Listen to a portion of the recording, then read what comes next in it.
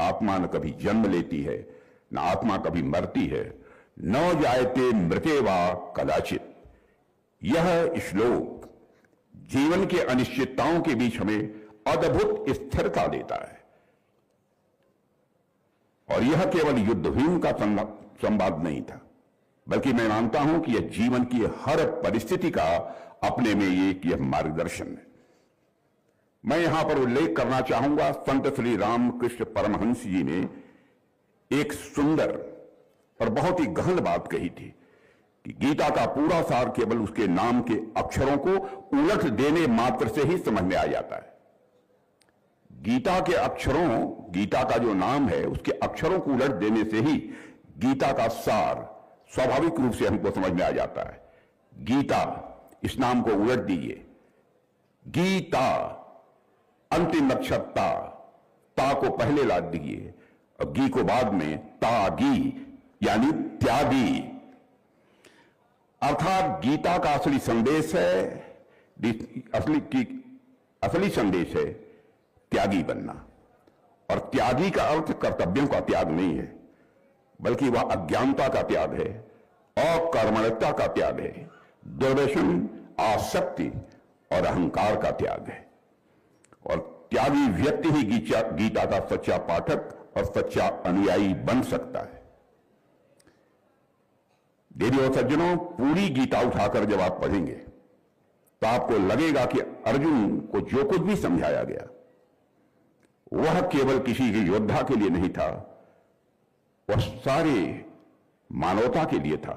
आप खुद सोचिए, उस युग में अर्जुन जो क्लैरिटी चाहते थे, जो स्पष्टता चाहते थे, युद्ध यानी कर्म का जो उद्देश्य चाहते थे, क्या आज के समय में हमें भी उसी स्पष्टता, उसी साहस और उसी प्रतिबद्धता की आवश्यकता नहीं है? आज तो हम और भी ज्यादा मृग तृष्णा में उलझे हुए हैं। हमारे आसपास आज पहले से कहीं अधिक भटकाव है, डिस्ट्रैक्शन है। कहीं ऐसे लोग हैं जो जीविकोपार्जन के लिए तो काम कर रहे हैं, पैसे भी कमा रहे हैं, लेकिन उन्हें अपने जीवन का उद्देश्य समझ में नहीं आ रहा है।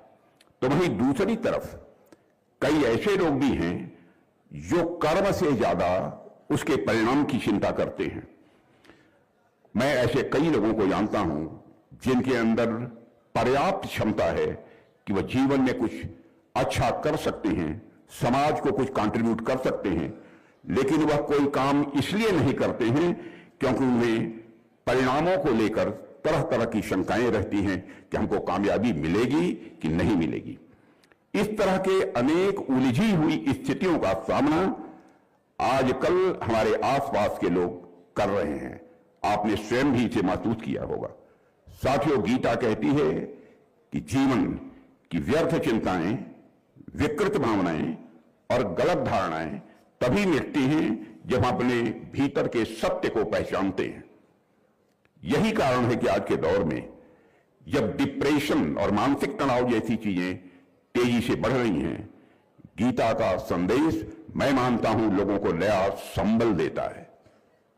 गीता पढ़कर विपरीत परिस्थितियों में भी उत्साहवर्धन और निराशा में भी आशा का संचार होता है। गांधी जी कहते थे कि जितने भी किताबें अब तक उन्होंने अपने जीवन में पढ़ी हैं, उन सब में सबसे अधिक सांत्वना दो पुस्तकों से उन्हें मिली है, श्रीमद् भागवत गीता और श्री रामचरितमानस।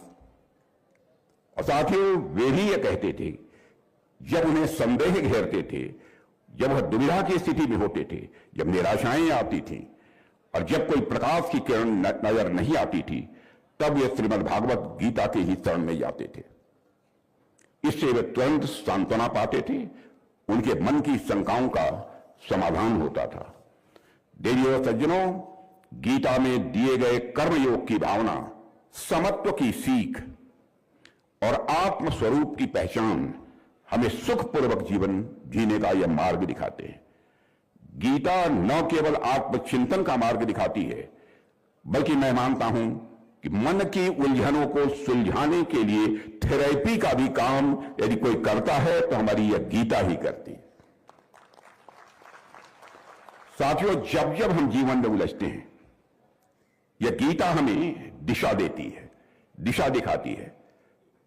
और अगर यह हम माने कि जीवन केवल एक बार मिलता है तो उसकी कीमत केवल हमारी उपलब्धियों से तय होती है, लेकिन जब हम जीवन को कई जन्मों की यात्रा मानते हैं तो सबसे महत्वपूर्ण हो जाती है प्रज्ञा, जिसे अंग्रेजी में विजडम कहते हैं। और हम इस बात को महत्व देते हैं कि हमारी समझ कैसे विकसित हो, हमारी समझ कैसे व्यापक हो। यह समझ की दुनिया क्यों है, हम यहां क्यों हैं, और बार बार इस जीवन चक्र से गुजरने का मतलब क्या है, उसका अर्थ क्या है। जब यह समझ विकसित हो जाती है तब हम दूसरों पर नियंत्रण करने का प्रयास छोड़ देते हैं और मुक्त हो जाते हैं। हम संसार में फंसते नहीं हैं। साथियों, इसलिए मैं तो मानता हूं कि यह गीता महोत्सव एक सामान्य आयोजन भर नहीं है, बल्कि हमें यह याद दिलाता है कि हमारा कर्तव्य क्या है। अर्जुन इसलिए उठ खड़े हुए क्योंकि उन्हें कर्तव्य का बोध हुआ है। कर्तव्य का बोध ही गीता का सबसे बड़ा योगदान मैं मानता हूं। और हम सभी को अपने अपने क्षेत्र में अनेक चुनौतियों का सामना करना पड़ता है। आप स्वयं महसूस करते होंगे, कई बार हमको यह लगता है कि रास्ता तो बहुत ही दुर्गम है, रास्ता तो बहुत ही कठिन है, परिस्थितियां बहुत उलझी हुई हैं। लेकिन गीता कहती है, कर्मण्येवाधिकारस्तु मा फलेषु कदाचन, कर्म करते चले जाओ, फल की चिंता मत करो। आपका अधिकार केवल कर्म पर है, फल पर नहीं है।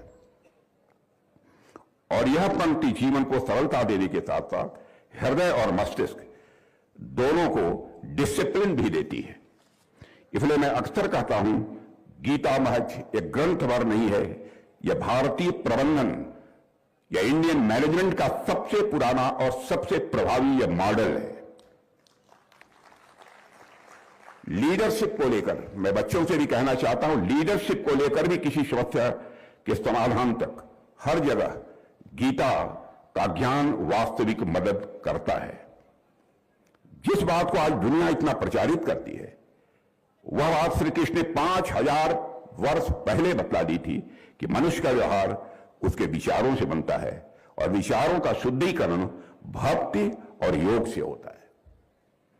और विचारों का शुद्धिकरण छोटे मन के व्यक्ति के अंदर नहीं हो सकता। जिसका मन जितना ही बड़ा होगा उतना ही सुख की प्राप्ति करेगा, उतने ही आनंद की प्राप्ति करेगा। और एक समय आता है कि मन इतना बड़ा हो जाता है, आनंद को प्राप्त कर लेता है, तो मनुष्य जीवन में परमानंद की प्राप्ति करता है। यहां पर सारे स्टूडेंट्स बैठे हैं, इसलिए मेरा शिक्षक भी जागृत होता है। इसलिए मैं एक मैथमेटिकल इक्वेशन उनको बतलाना चाहता हूं। Let us consider that your मन इज ए सर्किल। थोड़ी देर के लिए मान लो कि आपका मन एक सर्किल है, और मैं क्या कह रहा हूं, छोटे मन से काम नहीं करना चाहिए, बड़े मन से काम करना चाहिए। छोटे मन से कोई बड़ा नहीं हो सकता, टूटे मन से कोई खड़ा नहीं हो सकता। इसे बराबर बड़े मन का होना चाहिए। छोटे मन का व्यक्ति जीवन में मोक्ष की प्राप्ति नहीं कर सकता है, जीवन के बंधनों से कभी मुक्त नहीं हो सकता है। जैसे मान लो आपका मन यह सर्किल है, यह वृत्त है, और मैं कह रहा हूं कि जितना ही मन बड़ा करते चले जाओगे उसी अनुपात में तुम्हारे सुख आनंद की मात्रा बढ़ती चली जाएगी। और एक समय ऐसा आएगा जीवन में जब तुम्हें परमानंद की प्राप्ति होगी। इसे मैथमेटिकल इक्वेशन में कहना हो तो यूं कह सकते हैं, सर्कमफरेंस ऑफ मन is directly proportional to the magnitude of सुख। Circumference of मन is directly proportional to the magnitude of Anand. Circumference of मन is directly proportional to the परमानंद। परमानंद का कोई मैग्नीट्यूड नहीं होता, परमानंद की कोई सीमा नहीं होती है, वो तो परमानंद है। इसलिए मैं कहना चाहता हूं उसकी कोई सीमा नहीं होती। बराबर जीवन में बड़े मन से काम करना चाहिए। छोटे मन का व्यक्ति अपने जीवन में कभी बड़ा नहीं हो सकता है। और साथ ही साथ धर्म की बात की जाती है। मैं धर्म के बारे में भी कहना चाहता हूं। धर्म को इस परिभाषित करना चाहता हूं। यहां पर परम पूज्य ज्ञानानंद जी महाराज बैठे हैं, अन्य भी सारे विद्वान बैठे हैं विभिन्न धर्मों के। धर्म है क्या? अखिल ब्रह्मांड का जड़ हो अथवा चेतन हो, जो विधि व्यवस्था नियम पर नियम इस अखिल ब्रह्मांड के जड़ अथवा चेतन के अस्तित्व की सुरक्षा की गारंटी देते हैं, उसी नियम पर नियम को ही हम धर्म कहते हैं। एक स्टेप और आगे बढ़िए। इस अखिल ब्रह्मांड के जड़ अथवा चेतन के अस्तित्व की सुरक्षा के साथ साथ उसके परिपालन की गारंटी जो विधि विधान नियम पर नियम देते हैं, उसी विधि विधान नियम पर नियम को ही हम धर्म कहते हैं। एक स्टेप और आगे ले जाना चाहता हूं। अखिल ब्रह्मांड के जड़ अथवा चेतन के अस्तित्व की सुरक्षा के साथ साथ उसके परिपालन की गारंटी के साथ साथ जो विधि विधान नियम पर नियम उसके विकास एवं संवर्धन की गारंटी देते हैं, उसे ही हम धर्म कहते हैं। इसलिए धर्म को लेकर किसी को कोई आपत्ति नहीं होनी चाहिए। और साथियों, मैं कह सकता हूं कि मैं अक्सर कहता हूं कि गीता महज एक ग्रंथ भर नहीं है, यह भारतीय मैनेजमेंट का सबसे पुराना और सबसे प्रभावी मॉडल है। लीडरशिप को लेकर, नेतृत्व यदि आप जीवन में करना चाहते हो तो उस लीडरशिप को लेकर भी किसी समस्या का समाधान यदि खोजना है तो गीता का ज्ञान ही वह समाधान दे सकता है। जिस बात को आज दुनिया इतना प्रचारित करती है, वह बात श्री कृष्ण ने 5000 वर्ष पहले बता दी थी कि मनुष्य का व्यवहार उसके विचारों से बनता है और विचारों का शुद्धिकरण केवल भक्ति और योग से ही होता है। इसलिए आज दुनिया में गीता की स्वीकृति भी बढ़ती जा रही है। आज दुनिया के अनेक विश्वविद्यालयों में गीता पर पाठ्यक्रम पढ़ाए जा रहे हैं। और यह भी अद्भुत है, गीता केवल एक आध्यात्मिक या धार्मिक ग्रंथ नहीं है, बल्कि मैं कहता हूं यह एक यूनिवर्सल लाइफ गाइड है, शाश्वत यह मार्गदर्शक बन चुकी है हमारी श्रीमद् भागवत गीता। और अगर हम देखें तो दुनिया के अनेक बड़े विश्वविद्यालय में आज श्रीमद् भागवत गीता पर रिसर्च हो रहा है। यह कोई साधारण बात नहीं है, यह प्रमाण है कि गीता का ज्ञान केवल भारत के लिए नहीं है, पूरे विश्व के लिए है, पूरी मानवता के लिए है। कई विद्वान कहते हैं कि गीता ने उनको लीडरशिप, बैलेंस और डिसीजन मेकिंग में क्लैरिटी दी है, यानी नेतृत्व, संतुलन और निर्णय लेने की क्षमता में स्पष्टता दी है। यही कारण है कि आज Gita management, psychology, ethics, law और हर क्षेत्र में पढ़ी जाती है और समझी जाती है। और यह इसलिए संभव हुआ है क्योंकि यह ग्रंथ मानव जीवन को सबसे सरल और प्रभावी ढंग से समझता है। साथियों, दुनिया के तमाम विचारक और बड़े लोगों ने, जैसे आइंस्टीन, थोरो, टी.एस. इलियट, एल्डस हक्सल, इन सबको गीता पढ़कर लगा कि यह मानव विकास का एक यूनिवर्सल मैनुअल है, यानी यह मानव विकास का एक शाश्वत मार्गदर्शक है। साथियों, हमारे लिए गर्व की बात है कि हमने इस ज्ञान को हजारों वर्षों तक सुरक्षित रखा है। यह हम भारतवासियों के लिए बहुत ही सौभाग्य का विषय है और गौरव का विषय है। पीढ़ी दर पीढ़ी हमने इसको पहुंचाया है और आज यह दुनिया के लिए एक प्रेरणा बन चुका है। अंतरिक्ष यात्री सुनीता विलियम्स भी जब स्पेस में जाती हैं तो गीता हाथ में लेकर जाती हैं। इससे बढ़कर गौरव की बात और क्या हो सकती है। साथियों, गीता हमें यह भी सिखाती है कि शक्ति और शांति, गीता हमें यह भी सिखाती है कि शक्ति और शांति दोनों एक दूसरे के विरोधी नहीं है। आज भारत विश्व में शांति का संदेश देता है तो पूरी दुनिया भारत को शांति का प्रतीक मानती है, परंतु वास्तविकता यह है शांति तभी टिकती है जब उसके पीछे आत्मविश्वास और बल का सहारा हो। बिना आत्मविश्वास और बल के सहारे शांति टिक नहीं सकती।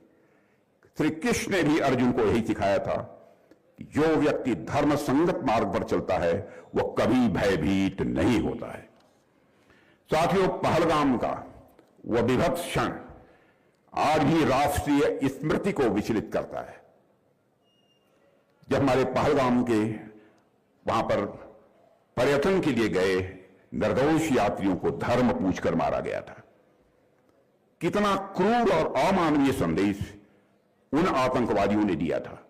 वह घटना, मैं मानता हूं कि भारत की शांति प्रियता को ही चुनौती नहीं थी दे रही थी।